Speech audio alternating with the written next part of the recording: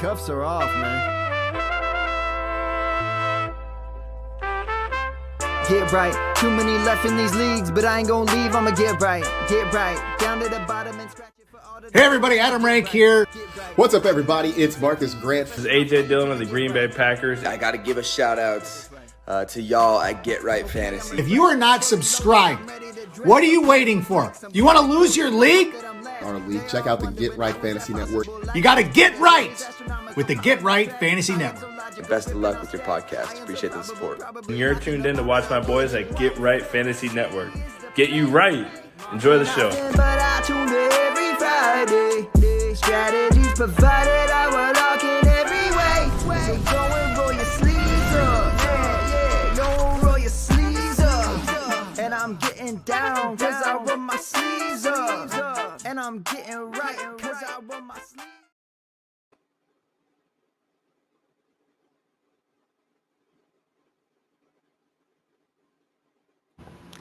What up?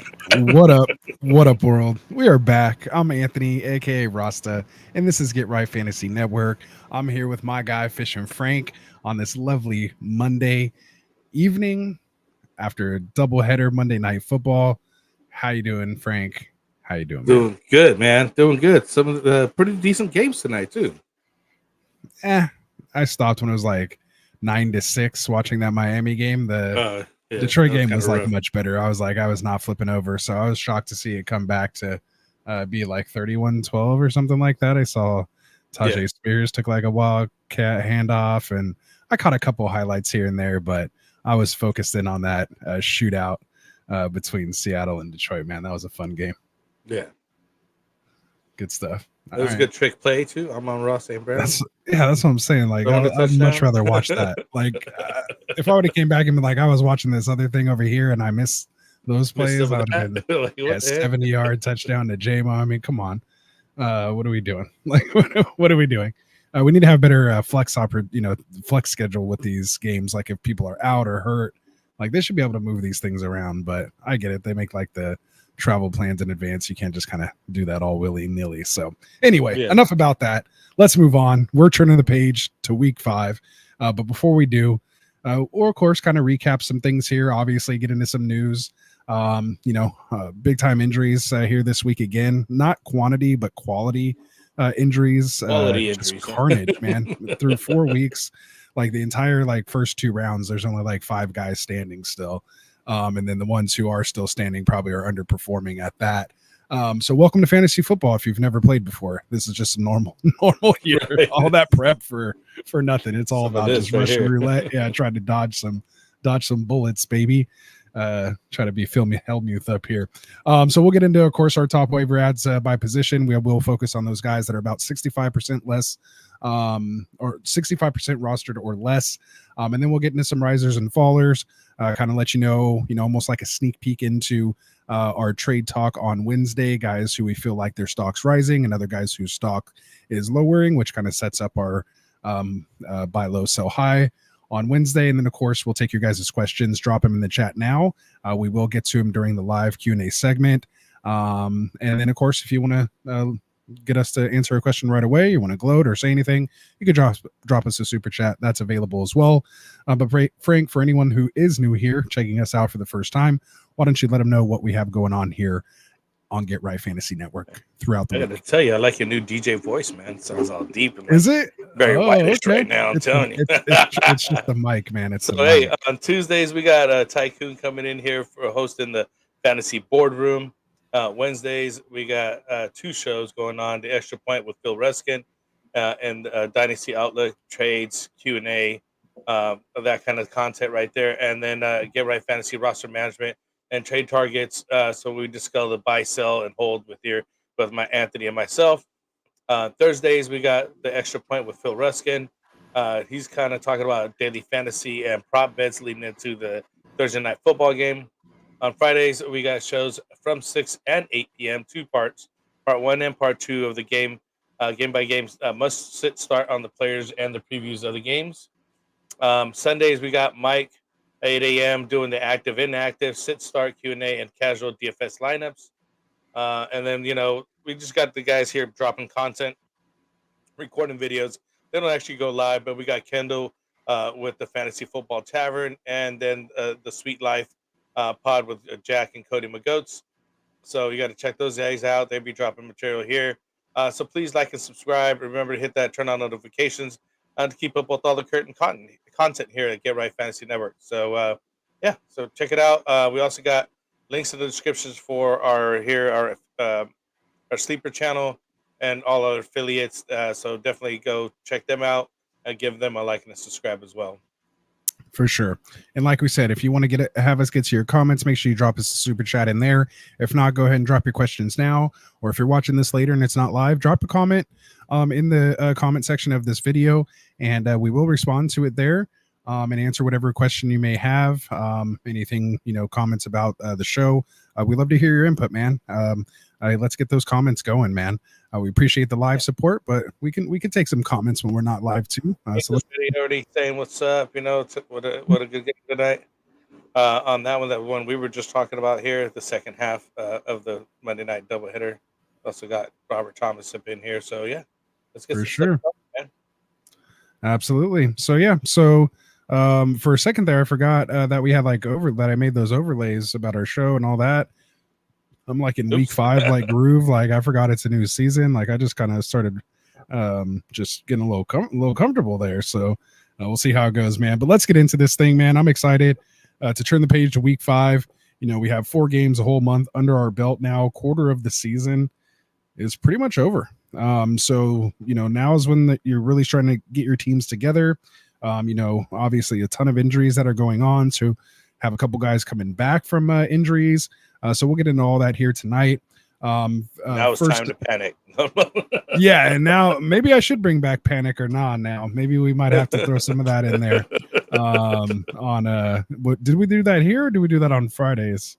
That's kind of like our risers and fallers. We'll work that in there. Yeah, I'll ask you for your panic on like those that. We guys. started doing another one similar to that. Yeah, for sure. All right, so let's get it going, man. Let's jump into this thing again. If you guys have any questions or comments, let us know how you guys are doing. How you looking? Are you 4-0? Are you 0-4? Something in between?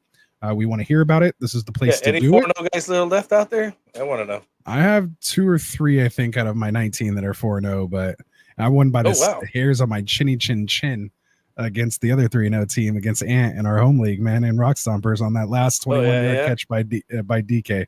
It's 97.48 to 96, 9.8 or something. I lost it. Of course, he has his best week ever on me, so that's all right. Yeah, you beat me, I think, in 2 spots this week, so I think you got me in the listener league. Yeah, not for me. I don't like it at all. I hate I'm a poor sport. You know that. I hate losing.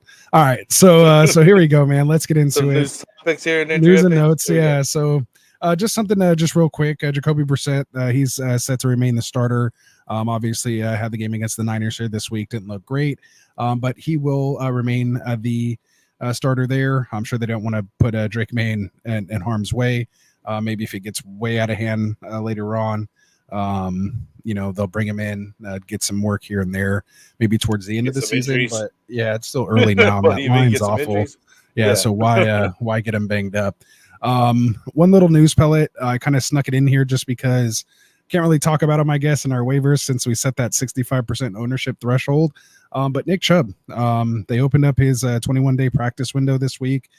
He is 85% owned on sleeper and redraft leagues.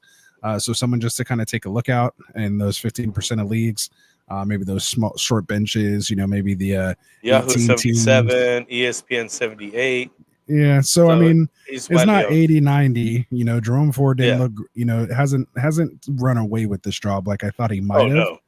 No. And the fact that they immediately there was no question. It wasn't we'll see how he is Wednesday. Boom, they opened it the day that they at the first chance they got. Yeah. So we'll see what happens there. Obviously, wishing Chubb all the best. But I'll be hurting there in several leagues with all my Jerome Ford ownership. So we'll see what happens. And then same with Jonathan Brooks, man. Carolina running back. We saw how good Chuba did here these last couple weeks with Andy Dalton under center, with this offense actually moving and maybe putting up some points every week. Jonathan Brooks, 74% owned in sleeper. They haven't announced his practice window open yet, at least anything that I've heard of yet. Correct me if I'm wrong in the chat. But a little less ownership than Chubb. I have him stashed in one of my leagues, or actually a couple places. So take a look at it, because if Chuba's doing that well, Brooks should be able to do even better, as long as Dalton stays. 67% Yahoo, 66 ESPN. So you got a better shot at him. For sure. Yeah, go grab one of them. For sure. Let's see. Robert said he is 4-0 with the CMC Love and Adams team in a super flex. Ooh, that's tough. Man, it's a lot of injuries. Overcoming there, making those move on the wire. That's what we're here for. All right, so let's get into it, man. Rashee Rice dealing with this devastating injury. It was the worst thing that happened over this weekend. I've been so sad about it. I was actually kind of happy. I was in a big time trade negotiation for, all week.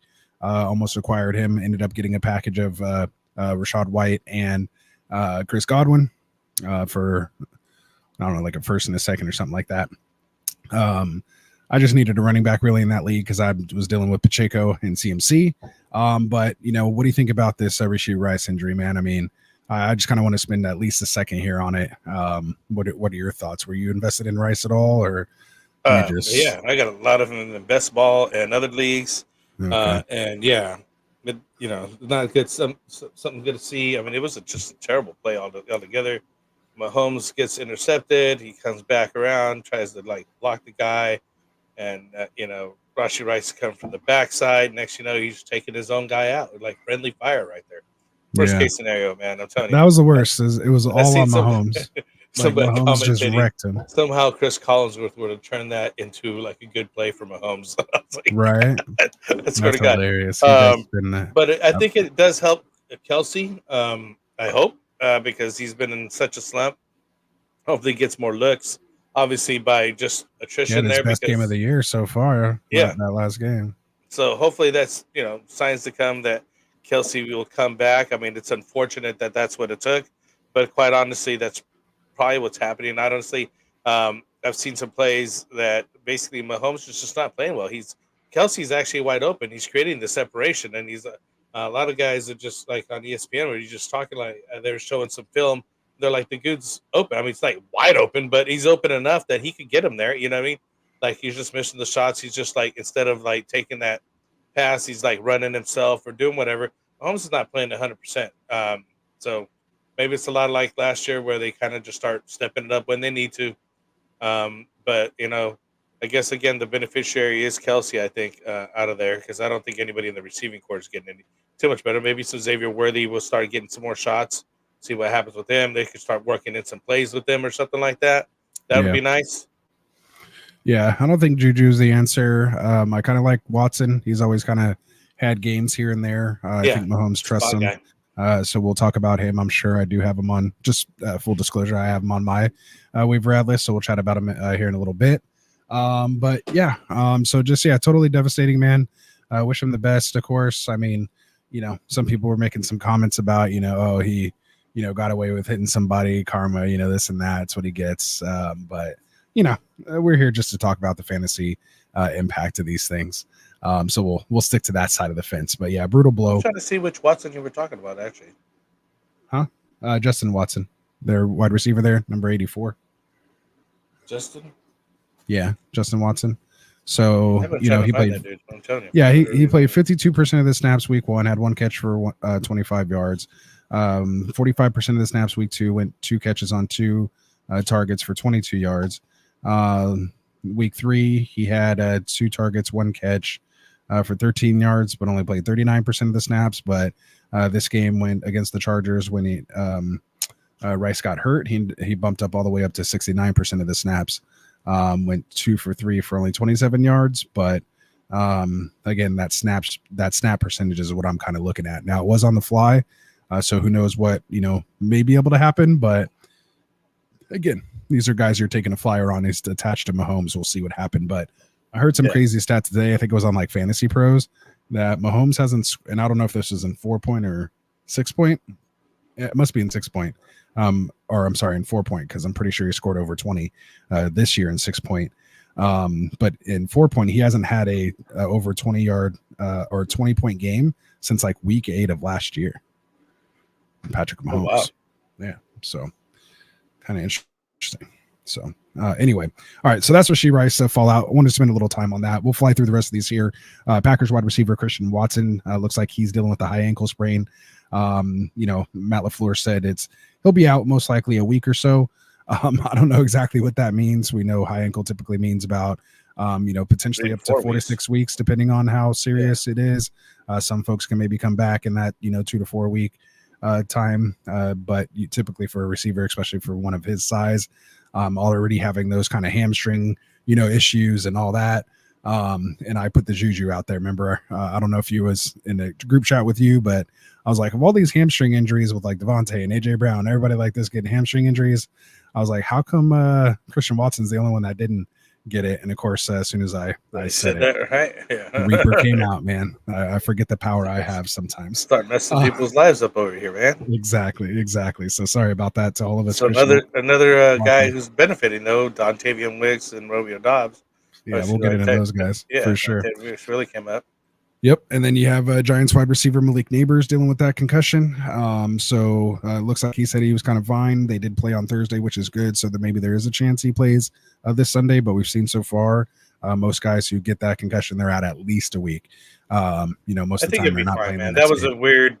Like he just kind of fell and gave himself a concussion. I don't know if you watched the play. Yeah.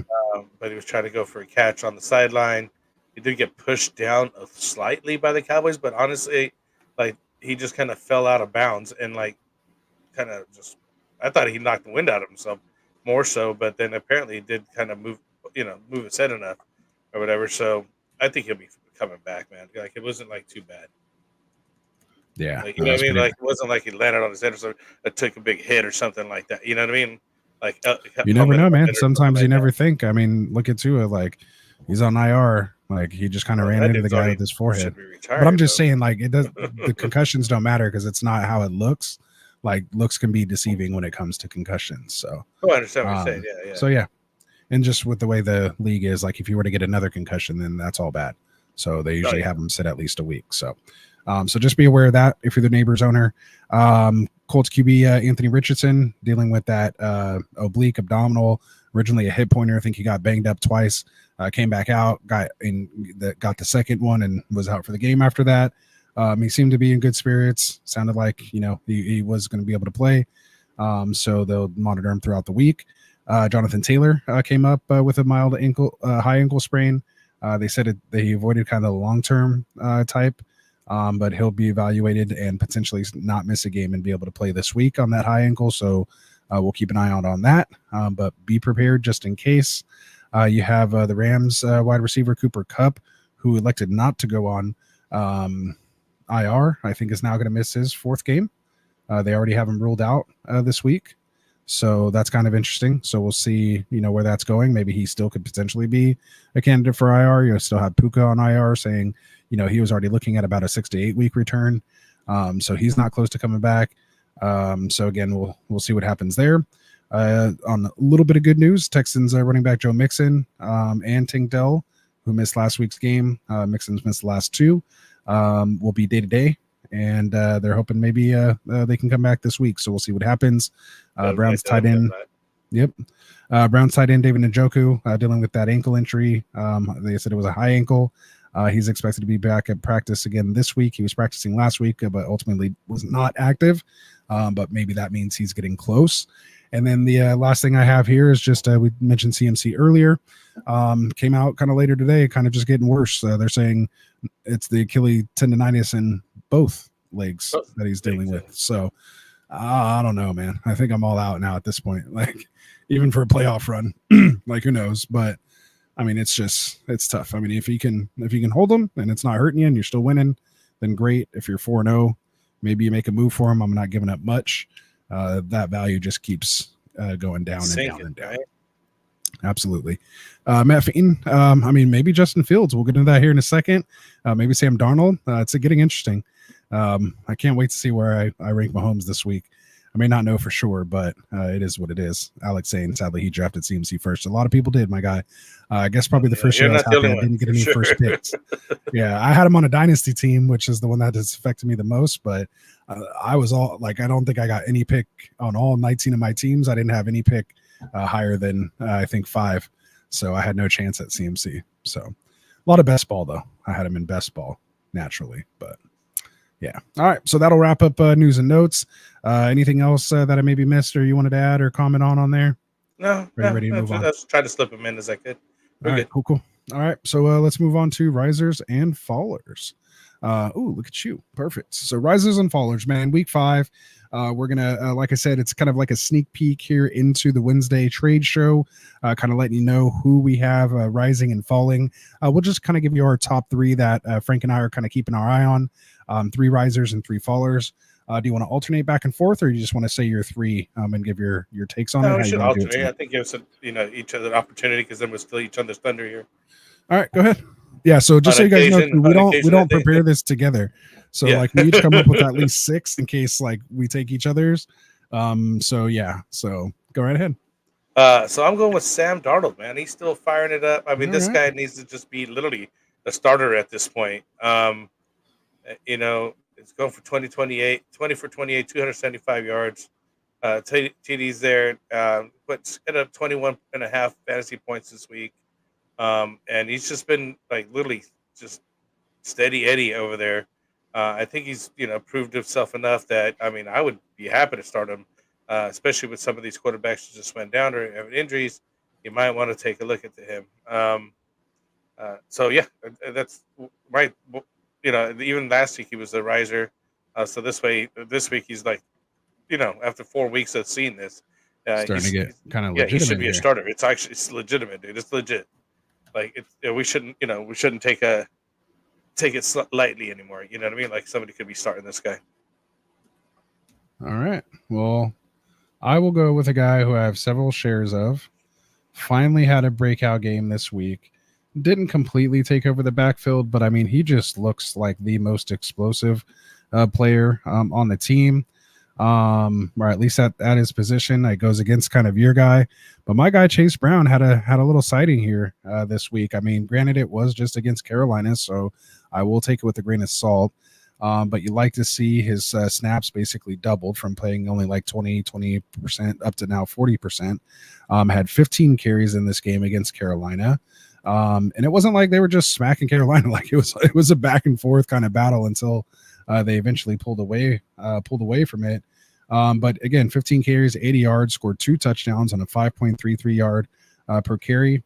And sorry, I should have muted.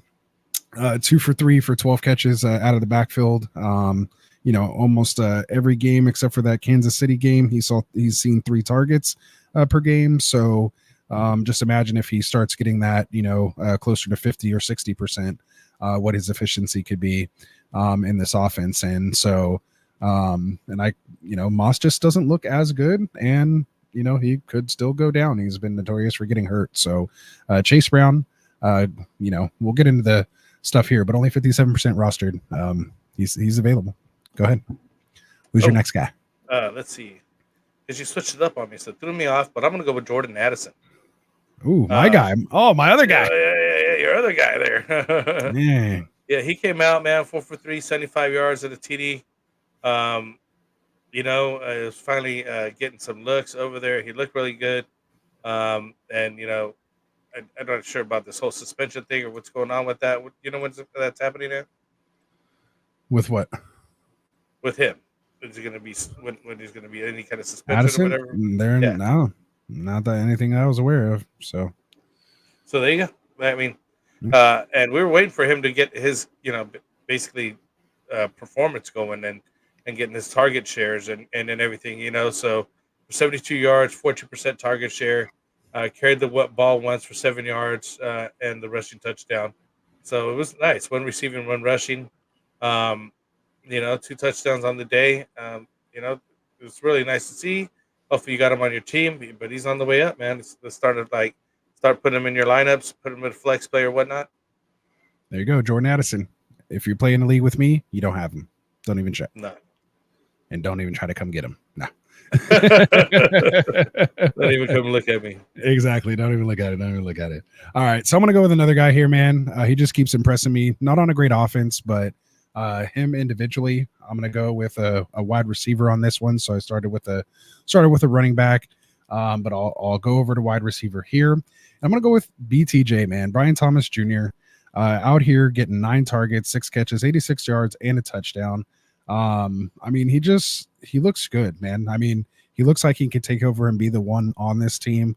I mean, we've seen Christian Kirk kind of having some bounce back, which is going to be good. I mean, you need to have, still a good slot guy, there as well too, but I don't think it's really going to affect Thomas because they're not, basically sharing in the same part of the field. But, each of them scored, last week, and, they had CJ Stroud just kind of went down and game-winning drive and snatched the game out from under him right there at the end. Otherwise, they were kind of in it, but devastating loss as far as the team goes. But as far as fantasy goes, Brian Thomas Jr., man, he's been a great flex. Again, putting up 21.9 fantasy points this week. Nice little explosion against a pretty decent Houston defense. So, yeah, Brian Thomas Jr., man. We'll be talking about him in the trade show on Wednesday for sure. All right, so let's see who else I got as a riser.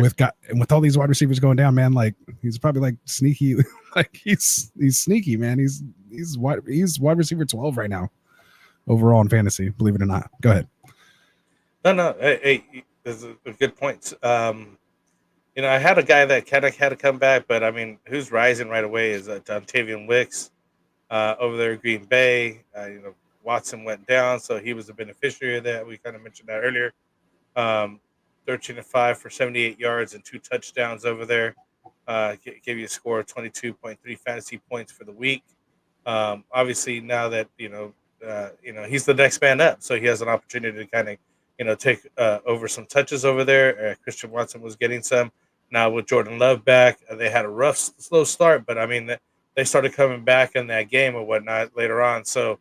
They had to fire up some points because it wasn't pretty in the beginning, but the second half of the game was a lot better for Love and the offense in general. And we want to shout out to Romeo Doubs and Reed. Also, basically everybody over there is going to hopefully eat better and have better days ahead of them because they had when Love was down, it was kind of rough pickings, and only Reed was really producing any kind of sort of just flex play options at this point. Now, Wicks and Romeo Doubs should be options as well, even as flex or starters on some people's teams. For sure. And it just makes me even more sad seeing that 0 in my lineup with Watson and seeing Wicks go off because that could have been Watson. I mean, that could have been Watson in that game. So, yeah.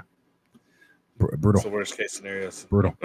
After waiting 2 weeks to finally get Love back and then just gets taken out like that. So, and it looked bad, man. It looked bad.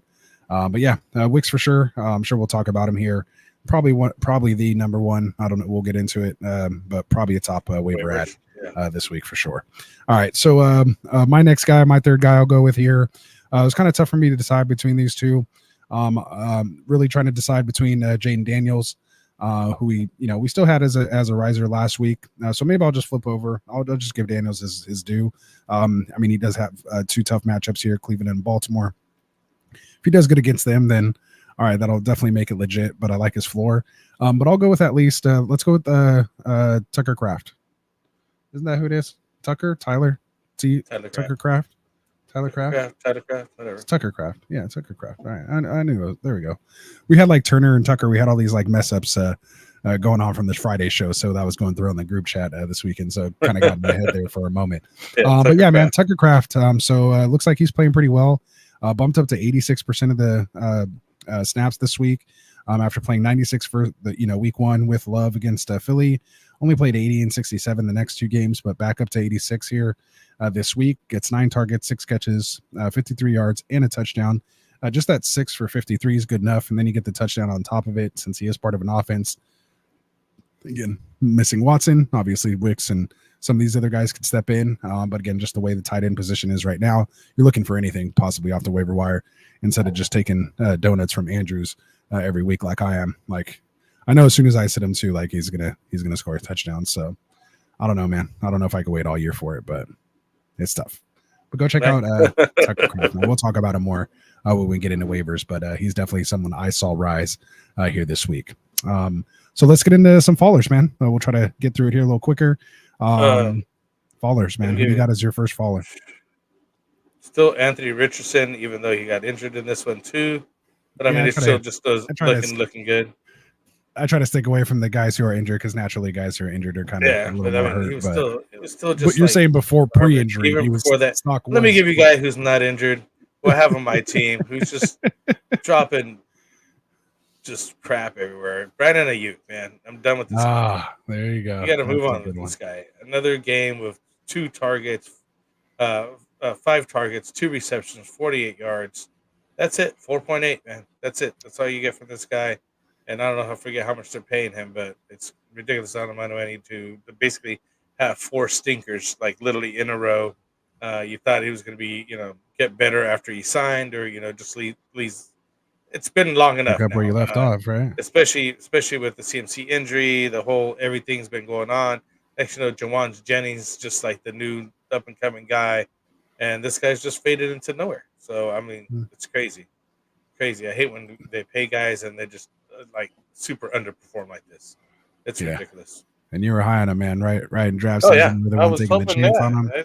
He ends up scoring on this guy. It's ridiculous. Worked out perfect, just no performance behind it. So remember, he didn't play. He wasn't there.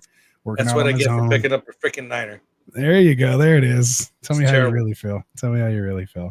Good stuff. All right, so I'll go with my one of my my fallers. I'm gonna go with Patrick Mahomes, man. The guy I was talking about earlier. Pat Mahomes. He's falling right now. I don't know if I'll have him as a top 12 quarterback. Is he startable in 1 QB leagues? I mean, got guys like Daniel still showing out, Baker Mayfield, Geno Smith putting up career nights. Baker Mayfield is like number 1 right now. I mean, yeah, Baker. I mean, everyone. Like they're all putting up points here over Pat Mahomes. So it's tough to see, at this point. But what else are you supposed to do? Maybe you do have to look elsewhere. I mean, it's a decent floor, like 17, 18 points, but we're used to this guy's, we thought he was going to throw for 5,000 yards this year with his receiving core. And now it's no better than it was even last year, possibly worse. So, I mean, Pat Mahomes, he's fallen. We'll talk about it more on Wednesday when we talk buy, sell, hold. He'll be talked about for sure. All right. So who you got for your next faller? Mark Andrews, another guy. Just, you drafted him 4 or 5 rounds here, and just literally a goose egg. Did nothing, absolutely nothing. No catches. One target, I think it was, that I remember seeing, and that he dropped. I mean, it just doesn't look like it's all itself again. You got a little bit of Isaiah Likely, who didn't do nothing either, really, to speak in that game as well. It just like nothing's going on. Literally 1 target last 2 games, each one target, nothing. So to speak, to write, just say anything about that. Like, I don't even know what to say at this point. I'm like, he's almost droppable to me. Like, I'm like to that point here. Right. Yeah, it's getting there for sure. I'll go with my next faller. I'm gonna say, can I cheat again and say like first round running backs not named Saquon Barkley if you took him in the first, like CMC, Bijan, Breece Hall. They're doing nothing right now. I don't know what's going on. I mean, we thought Bijan's going to get the CMC, type treatment in this offense. Have yet to see it. He's getting outplayed or produced by Tyler Algier. Breece Hall's getting outproduced and outplayed, and just looks like just Braylon Allen looks like he took over this backfield. Just he's huge. He's this big dude. He's running in the rain, like bowling people over. Like, I picked up some of Braylon Allen. Man. Yeah, Breece Hall went from being like literally the potential RB1 overall CMC type to like just a third down back at this point. He was just catching the most targets out of the backfield, but really not producing on the ground at the moment. I mean, I don't know what it is. It was so explosive last year too. Just a couple touches, and that was like coming off the ACL. Runs, just like taking off everywhere. We're like, yes. And I had high hopes for this guy. I almost wanted to draft him over, CMC and other people, because I just felt like they never repeated on being the number 1 running back. I was like, well, let's get this guy a shot.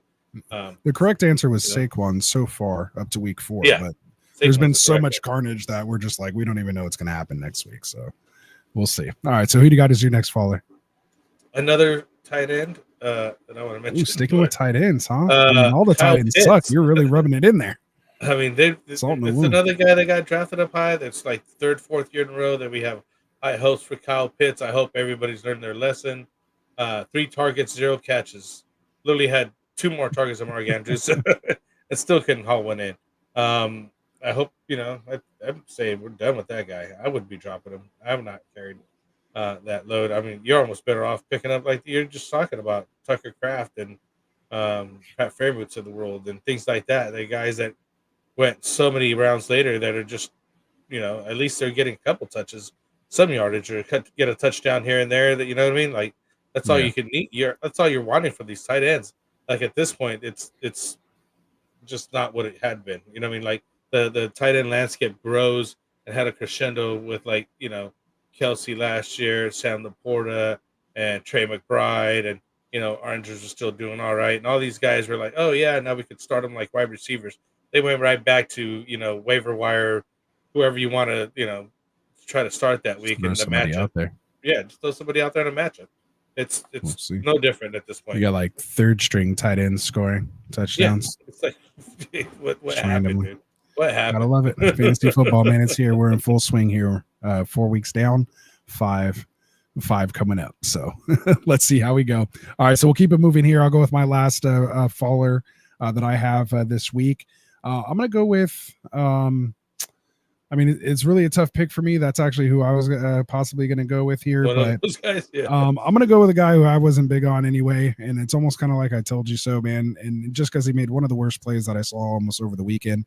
And that's going to be Zamir White, man. In this Raiders offense. Like, he literally coughed up the ball late when they were trying to go win, and fumble return for a touchdown. Almost cost them the game. Defense held up actually and allowed them to still win.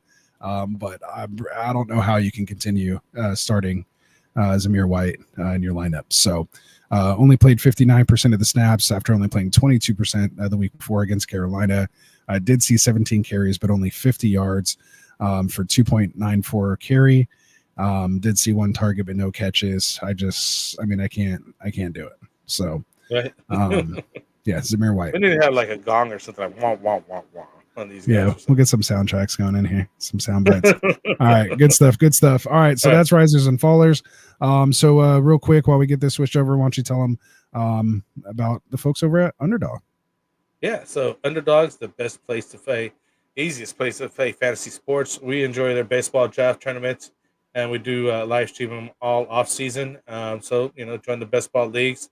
Where you just draft a team and there's no, long-term commitment, no waiver wires, no trades, no weekly lineups.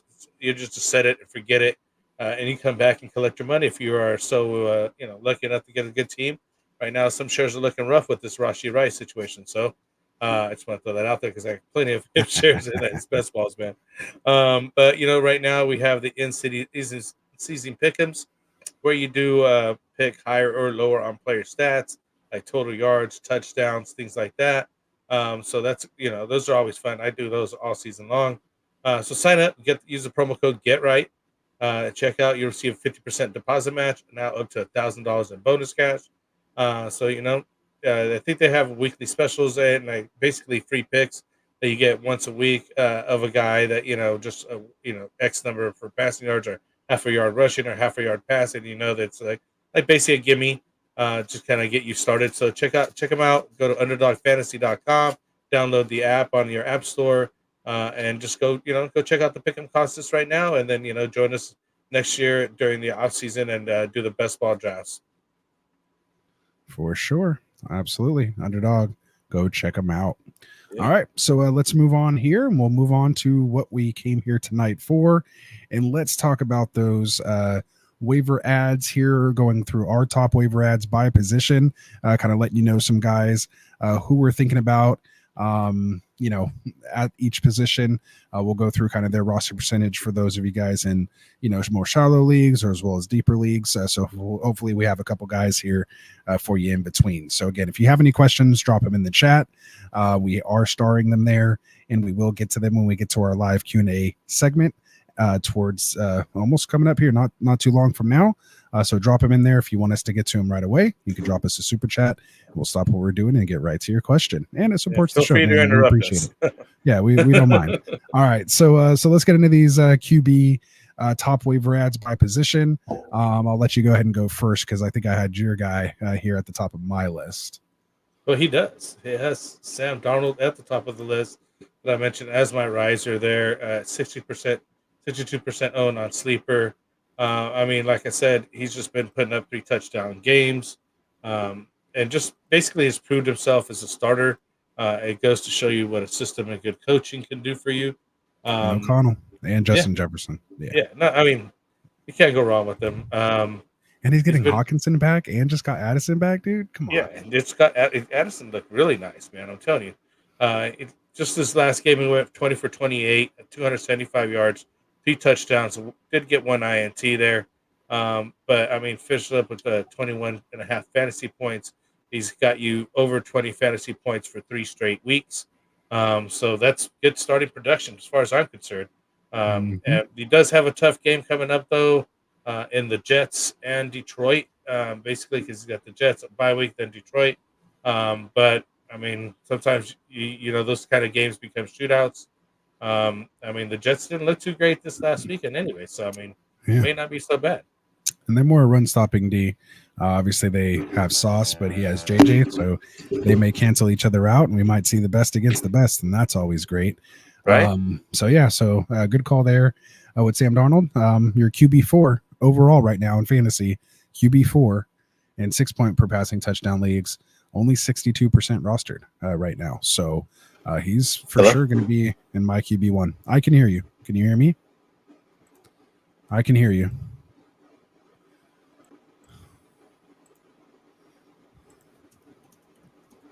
Hello? Yeah, I can hear you. I can hear you. I can't hear you, though. All right. Well, fix it and come back. Fix it and come back. Grab it. All right. So we'll get that worked out. Sorry about that. Sometimes we get excited here and pull out our cords. But yeah, we see you there. And Joe, got your question starred, and we'll get to you here shortly. So I'll go into my one of my other top QB waiver wire ads, and that's going to be Justin Fields. So Justin Fields has been looking, pretty good. Again, you want to talk about good coaching, being in a good system, being around a winning culture. I think that makes a difference. Obviously, Tomlin not having a losing season, in his tenure. And we just keep seeing Justin Fields improve, going from 11 points to 13 points to 20 points and now 33 points against Indy, starting to show that top end potential that he has, making the most attempts per game at 34, completed 22 passes for 312 yards. Pickens has a big day going over 100 yards, has a bona fide, alpha one there. 312 yards, 1 touchdown. They're still not scoring too many touchdowns, but he did get the 3 touchdowns on the ground, 10 carries or 10 attempts for 55 yards. He hasn't ran that much since week 1, where he had 14 carries for 57 yards. But again, this time finding the end zone. And because he has that passing game to go with him, it's going to open up those rushing lanes for him as well. Najee's not doing anything on the ground. Warren was out in this game. So they're kind of putting it on Fields and picking shoulders and relying on that defense. So I think he is going to be a good start there. So we'll go from there. Let's see. Tyler Sperry, I see your question in here. We'll get to it here shortly. Make sure, let me know if you guys can hear me. Frank's saying he can't hear me. I got you now. Oh, you're good now? I went out, okay. back in. Now I'm good. Okay. Perfect. All right. So that's my QB, Justin Fields.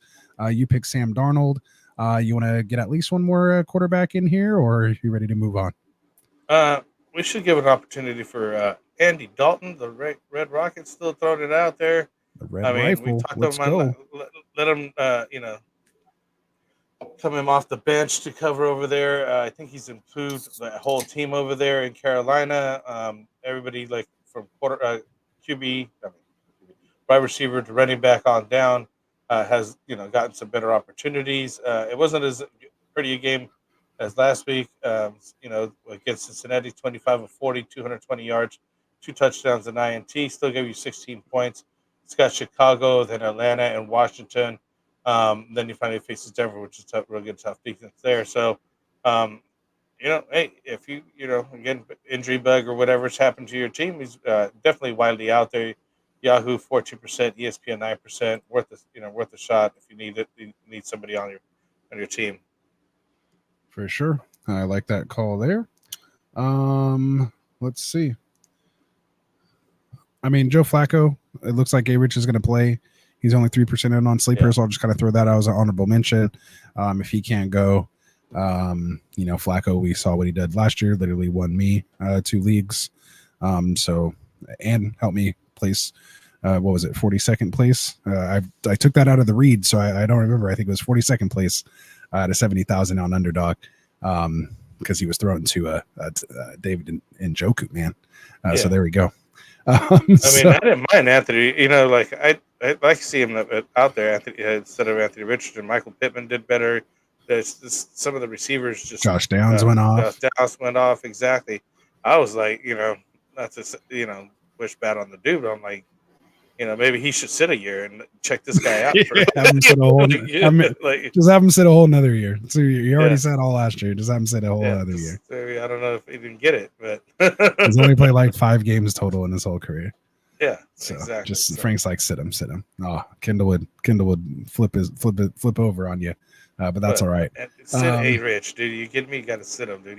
He's not startable at all. That's tough. All right, so I'm ready to move on. You want to go on to some running backs here for the sake of time, so we can get these folks questions. Absolutely. So let's talk about Week 5 running back waiver ads. I'm going to go with the guy I mentioned earlier, Chase Brown, 57% owned on sleeper. Like I mentioned, I have him probably as he'd be like my number 2, number 3 kind of waiver ad right now. Gets Baltimore, but then gets the Giants and Cleveland, and then Philly, Las Vegas. So has a pretty decent schedule. Playoff schedule's a little tough. Tennessee, Cleveland, Denver. So I wouldn't go too crazy for him, but could be a nice depth piece here as the position thins out as we get through some of these bye weeks coming up here this week. And speaking of which, we do have 4 teams on a bye this week. So Detroit, Los Angeles Chargers, Philadelphia Eagles, and Tennessee Titans will all be on a bye this week. So that's real important to be able to pick some of these guys up. So my next guy, who's probably my number 1 ad, I think this guy is in the process of potentially taking over this backfield. That's going to be Bucky Irving, man. 62% owned on sleeper, so still under that 65% threshold. We've been telling you guys for like 3 weeks ago, pick this guy up. So if you haven't already, you're going to have to pay for him now after this last performance. I still think Rachaad White's still playable, but it's going to be more like if Tampa Bay can keep producing the type of numbers they are, they're going to be like Detroit they're going to be like a poor man's version of Gibbs and David Montgomery over there between Rachaad White and Bucky Irving. So go check him out, man. Bucky Irving. Who do you got on your waiver running backs for Week 5? I'm going to go with the low-hanging fruit and Kareem Hunt, man. I left one Carson for you. Steele went over there and just fumbled the ball over there all over again, just like he did in the first game. I think they lost all confidence in him. As soon as they could get Kareem Hunt in, they got him in. Went 14 attempts, 69 yards, 2 receptions on 3 targets for 16 yards. Only 8.5 points on the day, but if you keep him in there with the KC offense, we all know what they can do. He's familiar with them. So, let's see if he's the next guy up. I think it's going to be him and Samaje Perine. I don't know if CEH is coming back yet, but he's worth a shot. I know that your Carson Steele's done. It's over. It was a good story. It's fun to hear about the alligator that he has and all that stuff, but the real football players and throw Kareem in there. He's a waiver wire ad for sure. I'll be looking for him. For sure. And all in one show, I see your question here, man. We will get to our Q&A section, so just hang out for a little while. If you want us to get to it right away, you could drop us a super chat, and we'll do it in between these. But we're going to go through wide receivers, tight ends, and then we'll get to our live Q&A. So drop your questions in the chat now, and we'll get to them as soon as we finish this segment. All right, so the next running back I have here is going to be Justice Hill. only 28% owned here on Sleeper. Obviously they're lacking weapons over there. I mean, just really, I mean, they gave Henry the ball, what, like 27? Yeah, like 27 touches in this game. I think Lamar only threw it for like 15 attempts. But, Justice Hill looks like he's a big part of, this offense. He's being worked in. He's seeing the field. Didn't have the most snaps this week at 35, actually his lowest of the season, but had literally his best day. 6 catches on 6 targets for 78 yards and finds the end zone. Only 4 carries for 18 yards. That's not what he's there for. But that work out of the backfield, especially with that line the way it is, all banged up, and these receivers aren't getting open because they're not the greatest talent. Although I do like Zay Flowers, but they can just double team him. And Zay Flowers and Mark Andrews should be doing something, dude. Yeah. And so, but what's happening now is Justice Hill is the one benefiting from that. Maybe Andrews isn't getting that separation or things like that. So again, with bye weeks and things coming up, with all the injuries to the position, and just to have some type of depth of anyone that you might be able to just kind of throw in on a spot start if someone gets hurt in pregame warmups like Jeff Wilson did today, you could throw Justice Hill in there right. And he might have a game. So, I don't even think he'd win the game, or he'd win the job if like Henry went down or anything like that. Like, I think they'd go get more, power back. I think he has a defined role in this team. And again, he's not going to score you 21 each week. He's probably going to be closer to like that 10-point range. But again, if he does find the end zone and get upwards of, 4 to 6 targets, they're going to be high value in that offense that's trying to protect against everyone else. So he has a chance to get at it. So Justice Hill, only 28% owned. Throw a little fab on him. See if you can get him. Go ahead. Who else you got? What's the other guy? Rico Dowdle, man. My guy there over here at the Cowboys, man. The guy's just kind of basically taking over the backfield. I mean, it's not a lot of touches, but they're quality touches.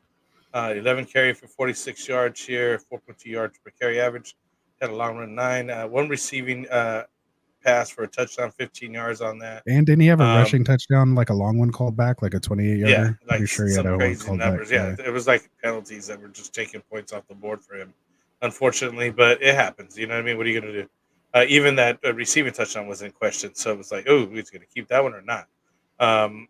But yeah, obviously he's been, kind of creeping up the touches and just everything else over than Dallas, just kind of taking over. Zeke did get a couple touches here and there. He did run 5 touches for 19 yards. Had a couple, good like first down runs, but that was about it. I mean, it's going to be Rico Dowdle moving forward. Albeit it's not the scoring that we've seen in the past from like Dallas Cowboys running back in the past and that we want, but hopefully as the season progresses, it gets better and, they have more trust in him, have better plays for him. And actually this offense even, it isn't so pass heavy, right? So, give him some help here with the run for the quarterback and be able to get CD open more and things like that to do some play action and whatnot. So that'll help. So yeah, Rico Dowdle, 56% owned on Sleeper. You're looking at 48% Yahoo, 43% on ESPN. So it should be available in your leagues. For sure. Something else to take a look at here, and then we can probably move on after this, unless you have another one. I'm going to say Tink Bigsby. A lot of people are starting to be down on ETN right now. I'm personally not, but as the analyst, I have to kind of just read what the market's kind of saying. Bigsby still only saw 29% of the carries. Everyone's tripping because he busted one big run, and finished with 7 for 90. Again, but of that 90, 58 of it came on one play. So if you take that off, he had, 6 carries for like 40 yards, which, isn't totally bad, but isn't like off the charts, like great. Good numbers on either. But I mean, ETN still playing the snaps. He is going to be the pass catcher. This is low snaps. He saw 50%, but that's because he didn't play in the first half because he was dealing with whatever that shoulder injury was. When the game was on the line, he was in there. He's in there at 2-minute drills. And I still think missed one potential touchdown as well too. You hate to see his first single-digit scoring week at just 7 points. But at the same time, he played his least amount of snaps. So you'd hope that would get over. They get Indy next, Chicago, New England, Green Bay, Philly. So yeah, I mean, I'm still plugging him in my lineups, but to handcuff him, I mean, Bigsby's look good, running on the ground. So should anything happen to ETN, I think he could be the guy. Or if this turns into a high volume offense and they need a goal line type back, he could potentially work in there. But I still think he's worth rostering, at least at this point. I'm not going crazy or anything, but he's a stash. He's a stash. Which is why we mentioned him kind of last or second to last. So you got anybody else you want to mention, or are you ready to move on? I have an honorable mention. I don't want to go a whole thing about it, but Roshan Johnson, Tyler Algier. Yeah. Just take a look at those guys. Yeah, Walker looked amazing. So, yeah. Everyone that thought Charbonnet was taking his job, they're tripping. And that's what the Seahawks told you tonight. You're all tripping. All right, so let's move on. If you guys have any questions, drop them in the chat. We will get to them. And got wide receivers and tight ends. Questions. Yeah, we'll get through it. So go right ahead, man. Let's get into wide receivers for week 5. Who we adding off the wire? Who's your number 1 receiver? Well, shoot, man. From what I see in Dontavian Wicks, man. It's just Christian slowly Watson owned injury. over there. You know what I mean? Jordan Love's back. Seems to like this guy a lot. He got quite a few targets. And he's getting quality touches. I mean, just, he's just a beneficiary of an injury. So, 13 targets, 5 receptions, 78 yards, and 2 touchdowns. The targets is what, stands out to me. 13 targets, even though he only got 5, I mean, that'll get improved. But, I mean, you with those kind of numbers, it only gets to get better, right? Mm-hmm. And he's had a 2 touchdown game before. He did it in Chicago last year, week 18. He's been known to do some things like that. So Dontavian Wicks, he's probably my number 1 wide receiver ad right now as well. Another guy I'm keeping an eye on is going to be Wan'Dale Robinson. I know we said kind of avoid these Giants players, but for whatever reason, they're starting to look somewhat competent. Maybe things are starting to come together. We'll see. Could be a mirage. Could be them playing tricks on me. Right when I say something good, they're going to show me who they really are. But Wan'Dale Robinson looked good, man. Again, we say follow the targets. He's earning a decent target share there. Obviously, the defense is so bad they're going to be in plus matchups where they're going to be throwing the ball. So to have another legitimate threat out there in Wan'Dale is nice. I think he saw like 13 targets, if I will. I think 9 catches for 13 or something like that off the top of my head. But yeah, I mean, 45% owned on Sleeper. Definitely someone I would take a look at. Yeah, so the next guy that we got. Ton of guys on bye week, so you never know. They get Seattle this week, and we saw how they were taking advantage of there. So yeah, right. 11 for 14, 71 yards. It's just he's not going to get touchdowns. This is more for PPR. Go ahead. And another guy that I got, Josh Downs, dude. Indy there. He went 8 for 82 yards and a touchdown on Sunday there.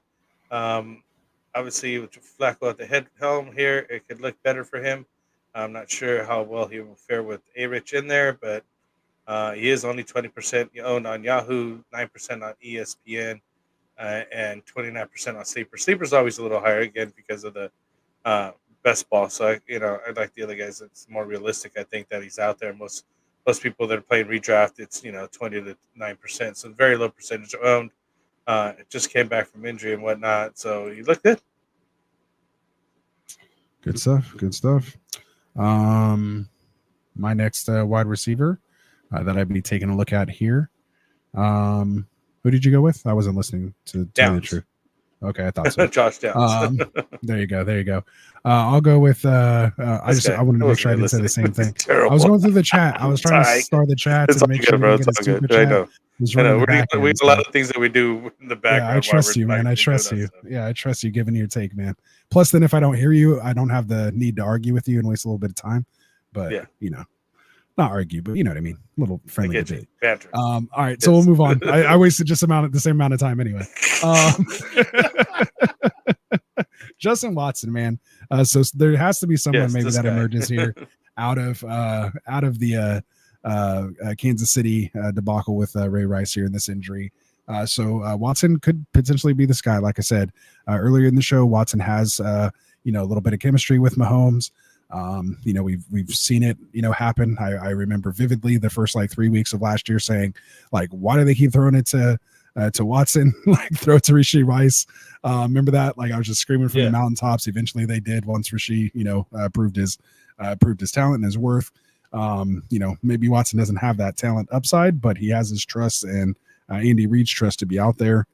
Still, makes a couple plays here and there. He's literally 0% owned on Sleeper. So he could literally just be free, throw $1, maybe $0 bid on him. Maybe a couple bucks if you want to. He's not worth a waiver priority ad. Someone maybe you could just add after the fact on free agency. But again, attach the Mahomes in this offense with literally no other pass catchers. Hollywood Brown's gone. Isaiah Pacheco's gone. Like, all their playmakers are gone. Kelsey's old. Right, like, we're just waiting. Like, someone needs to step up in this offense. Is going to be Xavier Worthy. They have Juju. They have McCord Haldeman. I mean, they have a couple pieces here, but no one screams talent. So they might have Mahomes try to play hero ball. Sky Moore will come back and do something. Sky Moore. I mean, who knows what's going on, right? So either way, Watson might just be worth a silly little flyer. So, anyone else you want to mention here? Are you ready to move on? No, we're right at that hour mark. All right. We're good with these guys. So let's get into tight ends here really quick, and then we'll end this thing out. So tight end week 5 waiver ads this week. I'll just go with the guy I mentioned earlier, in Tucker Kraft over at Green Bay. So 8% owned on Sleeper. Again, I had him as one of my risers this week. Looks like he's kind of outplaying Musgrave here. A lot of people were kind of higher on him than Musgrave once they saw what he did when Musgrave was out towards the end of last year. So maybe this is him now finally coming back and being relevant, of course, with Jordan Love back. That's going to help. I don't think Jordan Love's going to throw the ball like 50 times, 56 times or whatever he threw this game. So maybe that could be an issue there. But again, right now we're scraping for tight end, anything that we can put in there, because I've been taking donuts, like I said, from Andrew. So I don't mind taking a flyer on someone like Tucker Kraft in this offense, and we see what they're capable of. So who else you got? Anyone else worth mentioning at the tight end position for waivers? My guy up here. I was actually going to start him this week over here. Taysom Hill coming back from the injury, going back into his old roots, playing as a tight end instead of quarterback. I didn't do much in receiving. He actually was rushing there. I was going to say 4 yards. He's RB2 on that team. Yeah, exactly right. 6 attempts, 24 yards, and 2 touchdowns on the day. Just basically getting goal line touches there. So, again, the Swiss Army knife that they have over there in New Orleans does it again on the ground as a rusher Next week. Maybe he'll be receiving, and who knows the week after that, maybe he'll throw a couple passes in there. Because they do have some plays designed for him. So only 29% owned on Sleeper, 39 on Yahoo, 27 on ESPN. So should be widely available. And just like we were talking about earlier with all these tight ends, these are just worth the shot. Just throw in there and see what happens. They are playing KC next week. So maybe it's a shootout between New Orleans and KC. I know that they've had a couple down games here in New Orleans, and they had a hard start, so maybe they'll come back. 2 wins, 2 losses. Who knows what happens against KC? They're still, I believe, undefeated, right, by the miracle of God and the help of the refs. So whatever. Yeah. If anyone has anyone to complain about the refs, the Saints absolutely do. After that debacle a few years back, so right. Yeah. Oh, you're talking about the Kansas City refs. Oh, yeah, okay. yeah, the Kansas City refs. The Saints. Yeah. My bad. I was like, oh yeah, Saints aren't 4 now. All right, good stuff. I only got the tail end of what you were saying that time, so that's why I was half in there. All right, man. So you ready to get into some Q&A, man? Let's do it. We're right on that hour mark, man. We're hitting it. We'll get into some Q&A for you guys here, as well. Our live Q&A segment is brought to you by our guys over at TrophySmack.com.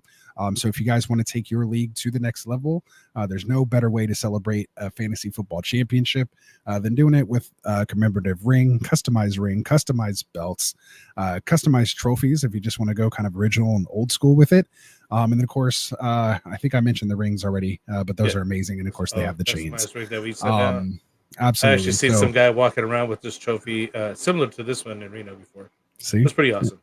That's what it's all about, man. So make sure you guys go check them out. Take your league to the next level. Like I said, make sure when you go check out, you use that code Get Right. When you do, help support the channel and bring an awesome additional something to play for. Make your league more competitive when you have something like that to play with on top of whatever little binds you're playing with too. So those are always fun to rub it in for that gloating and for the make it go to the head. All right. So let's get into these Q&As, man. So you have one there. You ready to queue up? Go right ahead, man. Let me scroll up here because we start all these and we had Robert Thomas come in here early. You could just go to the tab that says start and you could just boom right down there. Okay. I did that, but I just scrolled up in that tab. Give me a second. Perfect. Anyway, so we got Robert Thomas here, and rest of the season, David Montgomery is a top blank RB in PPR redraft leagues. I'm going to go with. You're going to bring it up on the screen? I can't see that. Oh, my bad. Top 15. Maybe even, squeeze it into the top 10. Because the way running backs are going right now and how many, basically top running backs that we were just talking about, CMC, Bijan, not Bijan, I mean Brees and things like that are just underperformance. It's just crazy. So, and David Montgomery, I think got drafted around 7th, 8th round, maybe even 9th, with, Gibbs going in round 2, even sometimes in the first round. So it's like, what a value you're getting from this guy. That's why I always kept I'm not a fan of Gibbs. It's not that he doesn't play well. It's just the value that you're getting from him versus what you get from David Montgomery, another dude on the same team, basically sharing touches, getting just as many touchdowns. So yeah, I mean, I'm all for him. I think he squeezes into the top 10, but I mean, I think it still falls out because Gibbs does get a little bit more touchdowns, right, at the end of the day. So. Yeah. And we'll try to rapid fire these more for you guys here so we can get through them. But I have him as a top 10 running back for the rest of the season.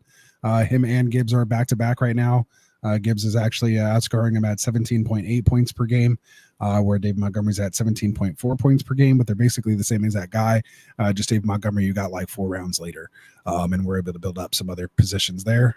So most likely the people with the Montgomery team is probably doing a little better.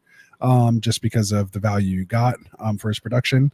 Again, sitting at your RB9, right behind Gibbs at RB8, which is kind of what we were saying here, all off season. So, kudos if you got either one. They're definitely top running back options, and you set and forget it each week. All right. Next one we have here. Go ahead, read it off. You dropping Mahomes for who? Ooh. Are you dropping? I don't think you could drop Mahomes like that. But you could definitely put him up on the waiver, you know what I mean? Like trade, like not the waiver wire, but trading block. And, get some feelers out there. People will still buy Mahomes. Don't get it twisted. He's not droppable by any means. Do you want to start him? Maybe you could bench him for somebody on your bench. He's still QB 16 overall right now. I think this is 4 point. But I mean, he doesn't really have that many touchdowns this year. He's only sitting at 6 through 4 games. Dude used to be able to throw 6 in one game. But yeah, so I'm not dropping him for anyone. But ask me who I'm starting over him. I could probably name about 15 or 16 guys I'll start over him next week. Maybe not as many because there's a couple guys on bye week, so maybe at least 12. I think even 12, with 4 teams on a bye week, I still think I'll have Mahomes outside my top 12 next week. But if you're Mason owner, if you're trying to come up, you can still trade for him. He's tradable, not droppable, tradable. Yeah. The only problem is you can't trade him really to Kelsey owner because he's not doing great, and Rice is out, so you're not trading for that stack like maybe the worthy owner, but who knows? If you're a Mason owner, is Grindo worthy handcuffing? Depends on your depth, but why not? Yeah, I mean you can handcuff him if you want. I mean, he looks somewhat decent, but let's just hope. As a Niners fan, man, I don't want to go. I don't even want to go there, Andre. I don't want to go there. I don't need both of those guys hurt. We're talking about 3 or 4 years ago. Like we used to do that all the time with Mostert and Elijah Mitchell and all these guys just dropping like flies and still almost making it. Anyway, don't get me on a tangent. We're trying to rapid fire. Is Mahomes droppable in 1 QB leagues? Definitely not 1 QB. I don't think so. Not quite yet. So he's not droppable. I mean, if he's the worst player on your roster, then yes. But I'm not dropping him for if you have 2 tight ends, I'm dropping one of those tight ends. So he's coming back. Would you start Donald this week against the Jets? I would. Yeah. I think he's proven it, and especially with Addison back, I think he has more options than just Justin Jefferson, and he's throwing well. Yeah, I like him. Sam Darnold is QB what for the rest of the season? Let's see. Currently, he's sitting at number 4. Yeah, he's sitting So, at 4 right now. So. so by the current landscape, I mean, honestly, he could still stay in the top 10. I mean, if not the top 5. He's one of the only QBs with like 3 touchdown games, or throwing all kinds of crazy numbers out. So I mean, currently he has 932 passing yards, and then Baker Mayfield has more than him at 984. Dak and Gino is already getting to the thousands, but I mean, I'm happy with this performance. I'd stick with them if you have them. Ride them till the wheels fall off. Shoot. Yeah, and I understand why he's asking though, because or just going back to Darnold. I mean, since these are both Darnold questions with Matt, Jets are giving up the least amount of points right now to the quarterback position. But the quarterbacks that they faced, Brock Purdy week 1, where they lost 32-19, and just Jordan Mason went crazy on the ground. So Purdy, only had 231 yards, no touchdowns. Then they faced Will Levis. Then he faced Jacoby Brissett. Then he faced Bo Nix. So it's not like they faced really any real quarterbacks besides like Purdy, and they just basically ran on him, but he still threw for 231. So he just didn't have the touchdowns because they just ran it in with Mason. So I think Darnold in that offense will be able to put up points against this defense. Again, the only matchup I'm really worried about is Sauce and JJ, and I'm not worried. I can't wait to see it. It's gonna be a good one. All right, so we'll move on here. Individual. Should I trade JSN and Likely for Zach Charbonnet? He has Jonathan Taylor. He had an ankle sprain, so he's kind of worried. So JSN and Likely for Zach Charbonnet. No. I'm a no. Yeah, you just saw Ken Walker go crazy. Charbonnet, he'll get a little bit of this and here and there, or if he goes down again, we've seen he can hold it up. But I like JSN. Jonathan Taylor he's getting targeted quite a bit this last game too. Yeah, Likely didn't really do nothing. So yeah, so you can go get maybe like Kareem Hunt, someone like that. Check for Jordan Brooks, someone like that. Before I'd go after JSN Charbonnet with JSN. So that's my only thing. I mean, you have to go after somebody else besides Charbonnet. Basically, you're going after a number 2 guy that's not really doing too much on his own team. He only had some good touches because Walker was out. So for sure, go ahead. How's this one up here twice? So we should remove that. So Joe Kingsley here, he comes up and says, "Can you rank these wide receivers rest of the season?" He's got Xavier Worthy, Tank Dell, or Jordan Addison, half PPR. I know what Anthony's answer is going to be. It's going to be Jordan Addison. Yep. Probably maybe Xavier Worthy at number 2 spot because of the Rice injury. Hopefully, we haven't seen anything yet, but I mean that kind of really helps him. And then you got Tank Dell over there, Houston, which I really like. Honestly, I thought he's gonna, he should be, primed to like kind of get going again. So yeah, but he was hurt, didn't play this week, so that's actually why I have it in that order. If Tank was healthy, I'd probably go Dell, and maybe if I'd seen a little bit with him, maybe a little more. But just like you said, I mean, just that opportunity with Rice for Worthy to kind of get in there as far as rest of season. And that's why he's asking, like, rest of season. I would put my eggs in the Worthy basket over the Tank Dell basket, just because Worthy has a chance to really take a hold of that receiving wide receiver room, whereas Tank Dell's still playing second fiddle to the stud in Nico Collins and a pesky Stephon Diggs, who's not going away. So there you go. Which sucks because now we were talking with Kate. We're over here talking about Mahomes and whether we should start him or not. I mean, it's like kind of crazy. Right. But you never know, man. These things. But that has to happen. Like if you're making that bet, like that connection has to work for that to come to fruition. So. And he did say, or drop Bucky Irving. Yeah, go ahead, read it off. No, it was part of his same question for Tyler Sperry. Never. I'm sorry. Yeah, that's what I'm saying. We moved off of Joe Kingsley. So Tyler Sperry does say, would you drop Ford and Charbonnet? I think that's just for a hit for Hunt. I guess that's Hunt and Dowdle. Yeah. Or drop Bucky Irving. I'm not dropping Bucky Irving. Yeah, so you're keeping Bucky Irving for sure. No. I don't mind dropping Ford with Chubb coming back, but again, I would rather drop Charbonnet for Hunt. Yeah. Right?